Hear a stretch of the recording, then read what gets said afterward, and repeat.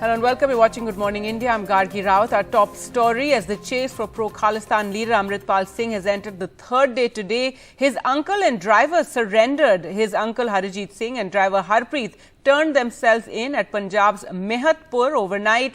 Four of Amritpal Singh's top aides arrested and flown to Dibrugarh in Upper Assam have now been charged under the stringent National Security Act. Earlier, Amritpal Singh's father was also detained for questioning. Internet suspension will continue in Punjab till today noon. This is to prevent the spread of misinformation and rumours through social media.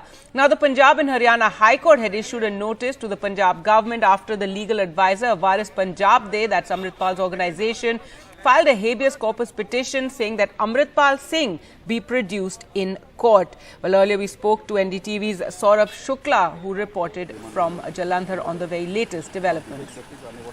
Late last night, Amritpal's uncle, Harijit Singh, along with his driver, Harpreet Singh, they have surrendered in Nakodar, Mehatpur area of Jalandhar.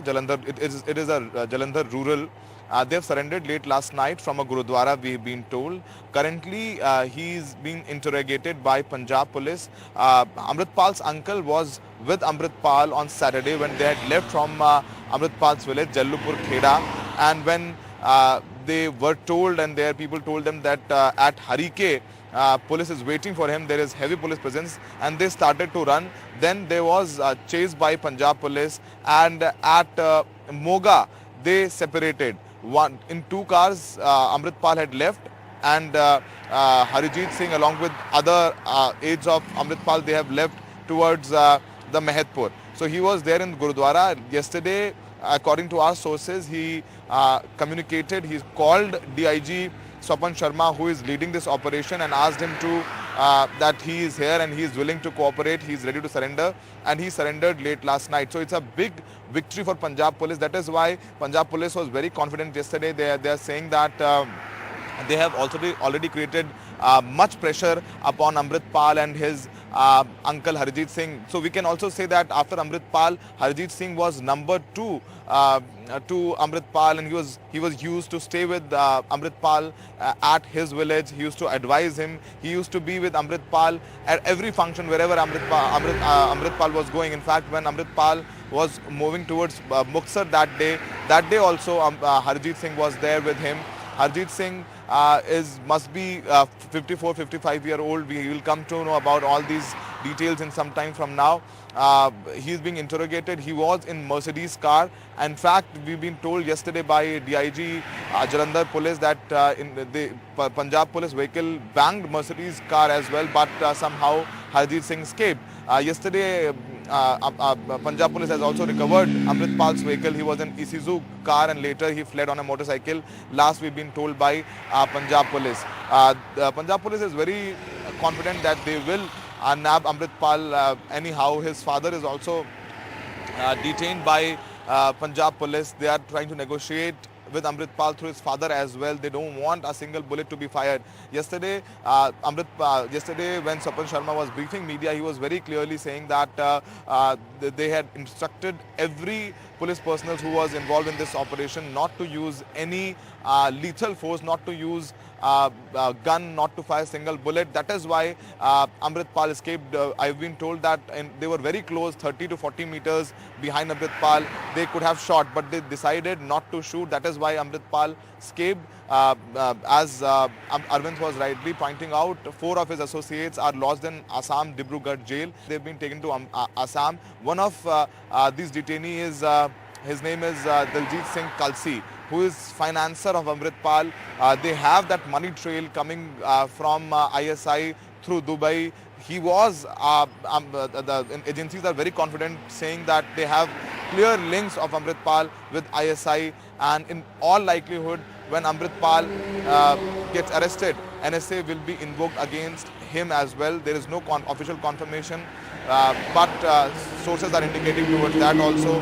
NIA is also involved, but nothing is official so far. This operation is carried by Punjab police, and all the central agencies are in loop for intelligence and other logistical support as well.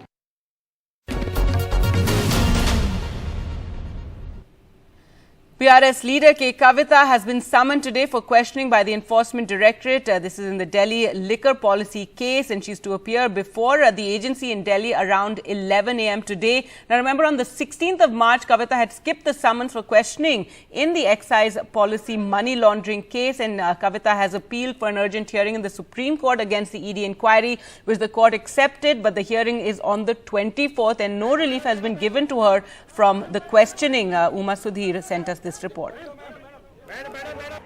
So this is the third time that Kavita is being asked to appear before the Enforcement Directorate physically, and March 11, March 16, March 20, March 11 she had appeared physically, March 16 she had sent across a 6-page letter to the Enforcement Directorate saying that she will not appear physically and she would like them to await the outcome of the plea that she has filed in the Supreme Court, saying that her summons is illegal, that they should come and physically examine her if they want to at her residence, since she happens to be a woman, and also she had objected to her phone being seized by the Enforcement Directorate when she had appeared before them on March 11. She also explained that the reason she appeared on March 11 was because the Enforcement Directorate had told her that they would like to have her directly be confronted with the other people that they have in their custody, Enforcement Directorate has in its custody, and that had not happened on the March 11th.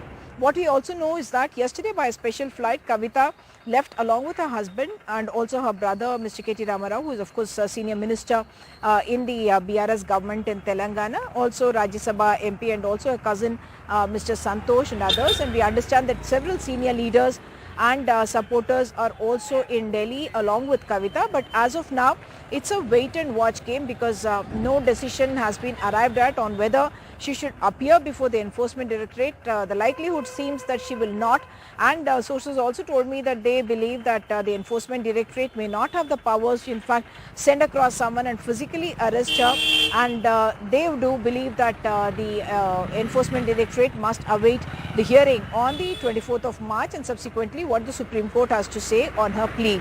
The Enforcement Directorate on its part has filed a caveat in the Supreme Court saying that the court should not take any decision without hearing their side of the argument as well. Just to clarify the kind of alleged role of Kavita in the liquor policy case that the Enforcement Directorate investigating, what they say is that she was part of a South group along with YSRCP MP Magunta Srinivasulu Reddy as well as Arabindo Pharma Director Sharat Chandra Reddy. Already the son of Magunta Srinivasulu Reddy is in custody, and Magunta Srinivasulu Reddy was also to appear over the weekend before the Enforcement Directorate, but he had cited ill health for not appearing before them. So as of now, a wait and watch game.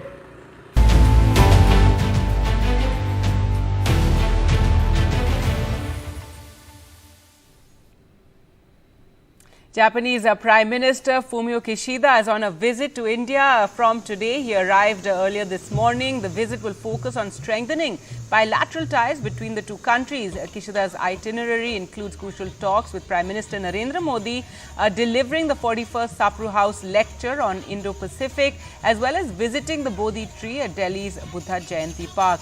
Maha brings us more on the Japanese Prime Minister's visit.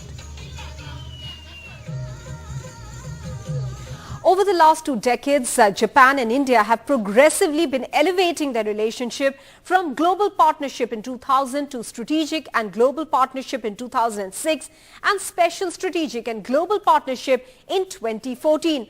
But it is with the common threat of China in the Indo-Pacific that the engagement between the two has picked up greater momentum. Since the pandemic, as countries are scouting for more reliable trade partners, India's gains come into play for Japan to reduce its dependence on China. With China's territorial and maritime hegemony increasing in the region, there was more reason for India and Japan, both of which have territorial disputes with China, to come closer.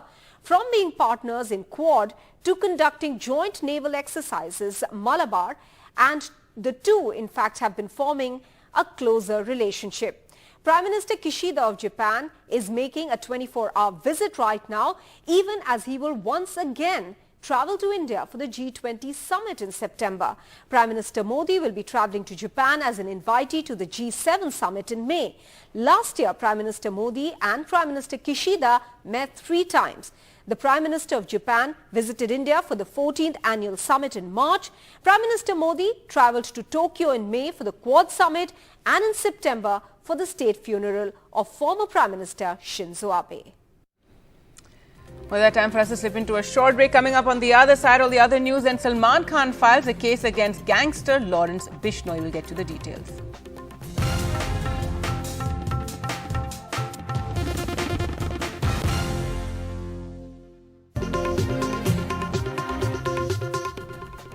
Welcome back. Samajwadi Party Chief Akhilesh Yadav, who recently met West Bengal Chief Minister Mamata Banerjee in Kolkata and agreed on a new opposition front sans the Congress, said the grand old party has to decide its own role. Mr. Yadav also hinted that his party would contest the Lok Sabha election from the Amethi constituency.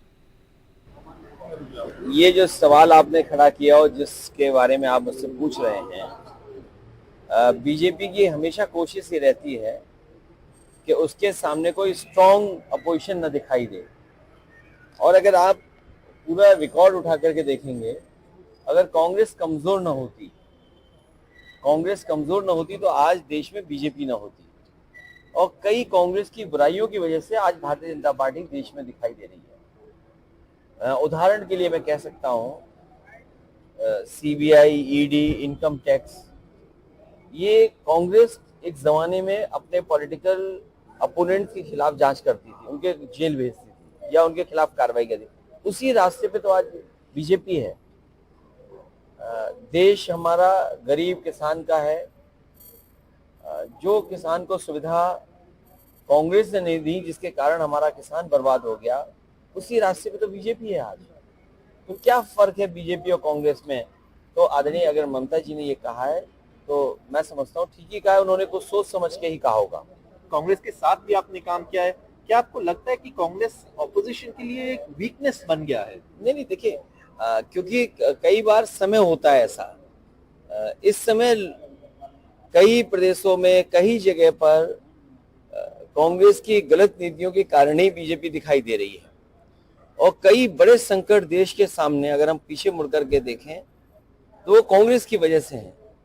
अगर उस समय कांग्रेस का रास्ता ठीक होता और कांग्रेस के फैसले ठीक होते तो शायद आज भारतीय जनता पार्टी देश में न दिखाई देती। गुजरात जैसे प्रदेश है जहां से बीजेपी सबसे मजबूत दिखाई देती है, वहां समाजवादी पार्टी नहीं है, और दल नहीं है, रीजनल फोर्सेस नहीं है। आखिर क्या कारण है कि कांग्रेस भारतीय जनता पार्टी का मुकाबला नहीं कर पा रहे? कांग्रेस को बहुत कोशिश करनी पड़ेगी। देश में अगर बीजेपी हटाना चाहते हैं तो रीजनल फोर्सेस तो हैं जो लड़ रहे हैं, कांग्रेस कहां लड़ रही है? तो राहुल गांधी को क्या सलाह देना चाहेंगे? मैं उनके साथ काम किया हूं, मुझे कोई सलाह नहीं देनी है। वो इतनी बड़ी पार्टी है, उसमें इतने बड़े लोग हैं, मैं क्या सलाह दे सकता हूं उस पार्टी को? लेकिन आज जो देश के हालात हैं, जो परिस्थितियां हैं, कांग्रेस ने अगर सही रास्ता अपनाया होता तो बीजेपी देश में नहीं होती। Now moving on to other news, actor Salman Khan says he's received a threat mail from Lawrence Bishnoi gang, and he said that his team has filed a complaint now with the Bandra police. Gangster Lawrence Bishnoi, currently in a Punjab jail, is the alleged mastermind behind the murder of Punjabi singer Sidhu Moosewala, and the threat mail was sent on Saturday afternoon and was received at the actor's office in the city. Let's go across to Sohit for more on this story. And Sohit, give us more details. Every few months, it seems that this threat is received by Salman Khan.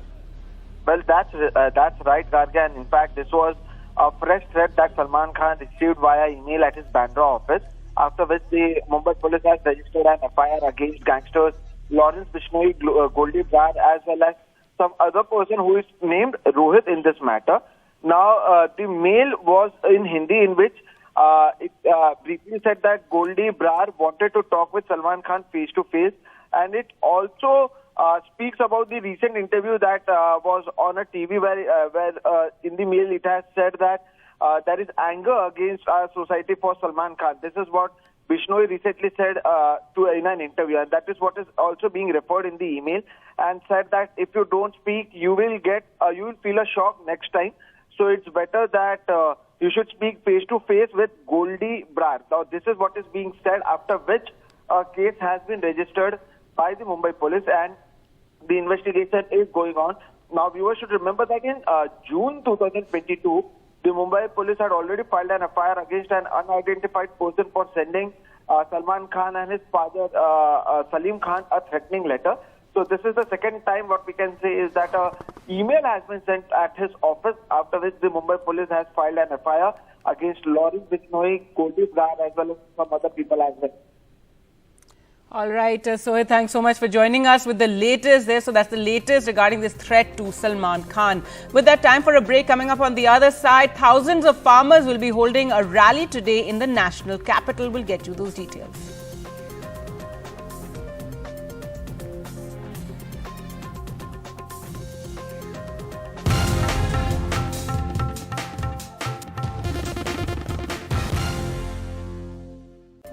Welcome back. Let's get you the latest on COVID. And as the daily COVID case rise is touching 6 months high, the top body for making COVID strategy in India will be meeting to discuss the emerging situation. Within 15 days, daily COVID cases have increased from 150 to around 1,000 cases a day. Now, this morning, the figure has been released by the Health Ministry, and 918 new COVID cases have been reported, which is down from 1,070 yesterday. The COVID positivity is currently at 2.08%.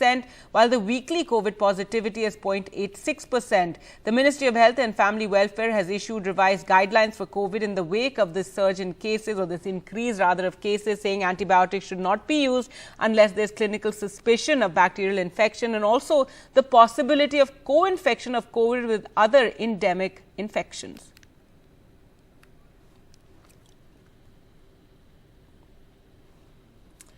The Sanyukt Kisan Morcha has organized a Kisan rally today at the Ramleela grounds, Ramleela Maidan in the capital. As according to the organizer, around 20,000 to 25,000 participants are likely, and as you can see, there's already a huge gathering there. In fact, farmers have been trickling in through the weekend. Dr. Darshan Napal, coordination committee member of SKM and president of the Krantikari Kisan Union, said that over 700 farmers died during the farm agitation in Delhi, but not all families have been given compensation and job as promised by the states, and there's a list of unfulfilled promises.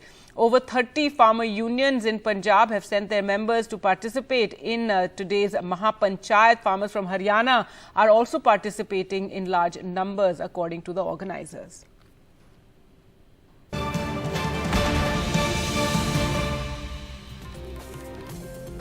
Banking giant UBS is buying its smaller rival Credit Suisse in an effort to avoid further market-shaking turmoil in global banking. Swiss President Alain Berset announced. Berset, who did not specify the value of the deal, called the announcement one of the great breath for stability of international finance. An uncontrolled collapse of Credit Suisse would lead to incalculable consequences for the country and the international financial system.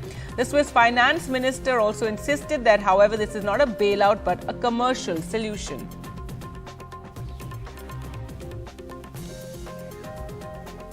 Well, I don't know if the question goes to me. I have to state that very clearly. This is no bailout. This is a commercial solution because we have a takeover of UBS. UBS is taking over Credit Suisse. So this is a commercial solution and not a bailout. We really wanted to avoid a bailout for different reasons. But I just maybe come back to the question of the too big to fail framework. I mean, the too big to fail framework couldn't have been applied here really, because usually, this is applied to a bank that cannot meet its liabilities anymore. And here we had a problem of liquidity. So it is not typical at all. 3 days after being accused by an international tribunal of war crimes in Ukraine, Russian President Vladimir Putin will be looking more than ever for a show of solidarity from his Chinese counterpart Xi Jinping as he welcomes him to Moscow today. She will be the first world leader who has shaken Putin's hand since the International Criminal Court issued an arrest warrant for the Russian leader on Friday over the deportation of Ukrainian children to Russia since the start of the war. President Putin on Sunday welcomed China's willingness to play a constructive role in ending the conflict in Ukraine, saying Sino-Russian relations were at the highest point. Well, let's now go across to where Minister Harpreet Puri is addressing a press conference. Basic structure of Indian democracy. In the Constitution, India is defined as a union of states, and that union requires a negotiation. And then he goes on to compare the Indian Union with the European Union. Now, if any individual, a private citizen, goes outside the country or inside the country, he has a freedom to speak. But along with that freedom to speech comes what I call the need to have a sense of responsibility. Now, if you don't understand how the European Union came into being, and I don't want to take your time to highlight how the Treaty of Rome started with 6 countries and others, how the first union was European Coal Community, European Coal and Steel Community. These are sovereign countries which have joined in order to produce, at the end of the day, some kind of a customs union, a tariff union, and where they've even decided to have a common foreign and security policy. These are independent states. To compare that to the Indian states, look, we are the world's largest democracy. On that there is no doubt. We are the world's oldest democracy. On that also there is no doubt. But for Mr. Gandhi to go to the United Kingdom and say, in India, Indian democracy is facing an attack on the basic structure. What is the basic structure of a democracy? Number one, freedom of speech, civil liberties, a free press, an independent judiciary. Which of these constituent components which make up Indian democracy is saying that they are under attack? The free press, I am a very proud member of the Indian legislature. I see the press having a field day criticizing the government through print media, through electronic media, through social media. And I think the relationship between the media and the political system, many members of the media ecosystem take great delight in taking credits, taking advertisements from parties which are in opposition to the party, and they give them free play. I have never seen any constraints being placed on anyone. And then he goes on to say, a judiciary. I just saw a participation by very eminent members of the judiciary, including those occupying the highest positions in the judicial system. They say we are under no pressure. In any case, even if they were to say that there is a healthy interactive process going on between the judiciary and the government, there are certain things the government feels, and I believe rightly so, that in a separation between the executive, the legislature and the judiciary, the executive has a role to play. Now, if the judiciary encroaches on that, it's our right to say that. But are they under any pressure? On the contrary. We have the judiciary pronouncing on how state systems are to be run. So, I think anyone who suggests, even as a private citizen, that Indian democracy is under threat, I think requires serious introspection. But when somebody who is associated, is regarded as the leader of the main opposition party, they don't have the 10% to be, he can't be called leader of opposition, but still, it is the largest party. If you look at sheer numbers, to go around and say that Indian democracy is under brutal attack, what is the objective? He's saying, all of you, the ones I am speaking to, the audience I'm reaching out to, which is what? United Kingdom, United States. And he doesn't realize there are enough mavericks there who on their own will make statements without understanding what India is. He turns around and says, Aap kuch kariye. What is he asking for? He's asking for the democratic processes in the United Kingdom to effect change in the Indian Union. Is that what he's doing? It amounts to almost that. Then, a Sikh gentleman gets up there from the audience, or rather he's there and he says, in Sikhs, minorities are second-class citizens in India.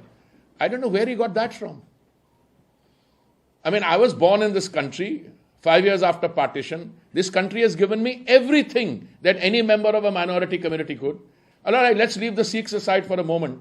He's talking about Sikhs, Christian. Abhi हाल में North East में चुनाव हुए हैं. Many of them have large segments of Christian population. So I don't know what it is about Mr. Gandhi's understanding. It's not just a flawed understanding. Is he playing to an agenda? But he should come clean.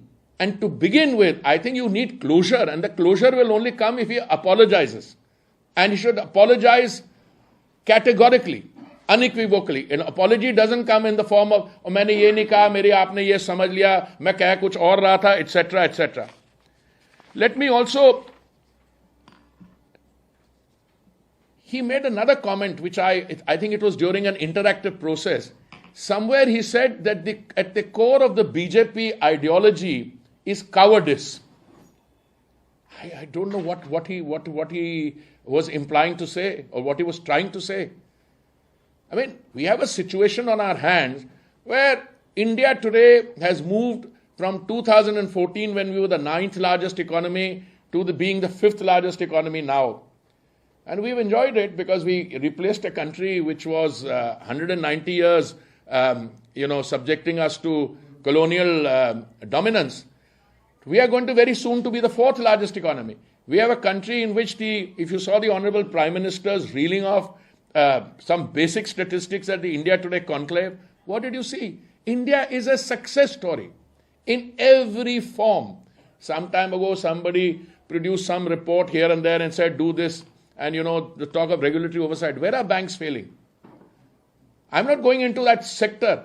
But if you cannot draw pride and a sense of satisfaction from the successes of our people, look at what he says about China. I mean, I am very clear that he's entitled to his view. But one of the things which he is fascinated by is the BRI, the Belt Road Initiative of China. And he hails that as a visionary, step. Does he realize that this BRI process here goes through the China-Pakistan Economic Corridor, which is CPEC, which is Pakistan-occupied Kashmir? Does he realize that? That is Indian. I mean, if he aspires to leadership in India, he should at least know what is Indian territory. Several other things he said. But what gets which I am completely surprised about, is his fixation on there being no democracy in India. Look, I am 71 years old. There has been only one occasion in our history when civil liberties and freedom of speech were completely eliminated. And that was in June 1975. After that, I don't think we have gone down that road. What is democracy? Whether you're a union of states, I want to use his words and the Constitution's word, it's a relationship between the center and the states. On how many occasions did a Congress government at the center invoke Article 356 in order to suspend and dismiss legitimately elected state governments? Most of you are aware of the figure. I think should be close to 1,000 times. His own grandmother invoked 356, I think at least 50 times.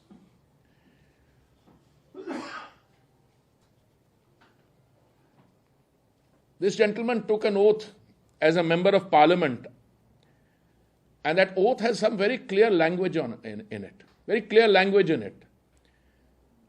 I find his personal attacks require at least two comments. One, what has his party been associated with? I cited to you 1975, the imposition of the emergency.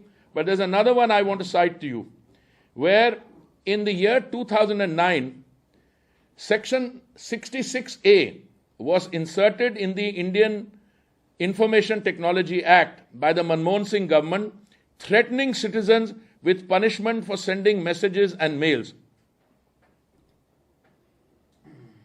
1975 की बात कर रहा हूं और उसके बाद 2009 तक मैं लाया हूं आपको. और जब इन्होंने सेक्शन 66A इंसर्ट करने की कोशिश की, this was struck down by the Supreme Court in 2015 in the famous Shreya Singhal case. So here you're talking about democracy being in threat when your own family history, what you have done in the Congress party in terms of suspending civil liberties, curtailing freedom of speech in 1975. Now I could go on, etc. You take the other examples. A journalist from a prominent channel is bullied into submission when his party was in power in Maharashtra. I have so many other examples, but I'm going to stop here because mujhe lagta hai we have a time this thing and you have many other stories to comment.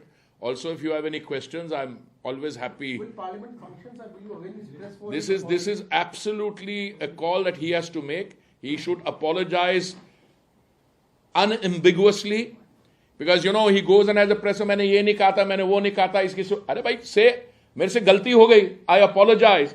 I think from my understanding is that will pave the way and facilitate a functioning of Parliament. It doesn't, because Congress is very much adamant. Congress is saying what he has said has absolutely nothing. It's not wrong at all. What he said is not wrong. Yes, this is what the Congress. I mean, I gave you many things which I have picked up from his wisdom which he has espoused in the UK. Which of this is correct? And by the way, I think his tutor also needs to provide a qualification. Somewhere he said, unfortunately for me, that I'm a member of Parliament. So there was a gentleman sitting next to him who sometimes behaves as his tutor. He said, don't say for me, for you. Now, I am a member of Parliament. I'm very proud to be a member of Parliament. I've had a life earlier also. I've drawn great professional satisfaction from that life. But you feel unfortunate that you're a member of Parliament? Shouldn't be that fortunately, because of my family history, I'm also a member of Parliament. I don't know what he was trying to say. Now, Parliament's functioning, if he thinks unfortunately that for him that he's a member of Parliament, or unfortunately, as the other gentleman said, for you that I'm a member of Parliament, pata nahi. I don't know. I think we should get a clarification on who's fortunate and who's unfortunate. But these kinds of antics are very unfortunate for Parliament, that you have people like this who claim to be associated with a history, with a contribution to the independence of India, and then go and make these absurd statements. Mamata Banerjee has said that BJP wants to make Rahul Gandhi a leader. They want to keep Rahul Gandhi at center stage because it suits BJP. In fact, she also says that Rahul Gandhi is Narendra Modi's biggest PR. देखिए, मैंने भी वो ममता जी की statement देखी है, पर मैंने उनको उन सुर्खियों में देखी है statement. I have not seen the full statement, so I can't. But there are other people who are saying that political parties should draw up their assets and liabilities list. And all I can say is, I don't think Rahul Gandhi makes these statements after consulting us. When he goes to the UK, I don't think he was in touch with any one of us. In fact, he has decided to make a statement whether he wants to be, whose TRP ratings are being affected. There's a counterpoint of view that when he makes a statement like this, he gets a lot of oxygen. I mean, after all, this is a lovely morning and I'm beginning to spend a time with you before giving you a cup of tea, but which will also come. But so I think these are questions which Mr. Gandhi has to offer. Now, is the opposition all in one? I mean, look, the citizens of India are very mature. The ones which come into Parliament have absolute, experience, the wealth of experience, wealth of wisdom. Not many people would want to associate with this. But for anyone to suggest that he's doing it at our bidding, that I'm afraid I will have to take issue with that. I mean, if somebody makes a statement and at the end of the day, I have to call you in the morning and request you, etc., and I'm actually taken the thing. He's spoken against the minorities. He has spoken against Indian democracy. He's spoken against the basic structure. He's spoken against you all, against the press, that you are not free. अरे आप सुबह से लेकर रात तक तो you write what? And if it comes to the narrative, who introduced the discourse on a shrill negative narrative? Do you want me to give you a history? कहाँ से ये शुरू हुआ था? मौत के सौदागर, ये वो, all this started. This is this gentleman's calling. And as I said, unless he apologizes, at least my advice to my party would be, he has to unambiguously apologize. All right, Union Minister Harpreet Puri there addressing a press conference saying that Rahul Gandhi will have to apologize for his comments that were made in UK, and he referenced certain comments made by Rahul Gandhi and questioned Rahul Gandhi's statements in the United Kingdom. Remember, this is a reason for a deadlock in Parliament, with the BJP insisting Rahul Gandhi has to apologize while the opposition has been insisting on a JPC on the Adani issue. And over this, last week of Parliament was a washout. Today Parliament will reconvene, though both sides, it seems, are no way out of that deadlock for the moment. We'll slip into a short break and return with more. Stay with us.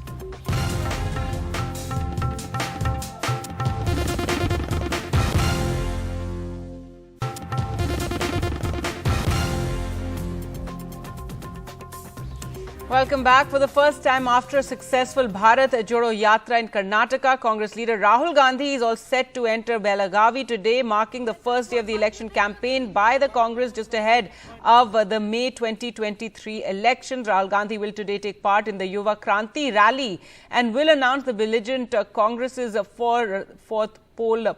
The promises by the Congress unit in Karnataka, when it began its election campaign in January, promised something called 5 guarantees as a part of its flagship promises to woo the voters. Rahul Gandhi in Karnataka, even as the storm over his London comments continues in Delhi.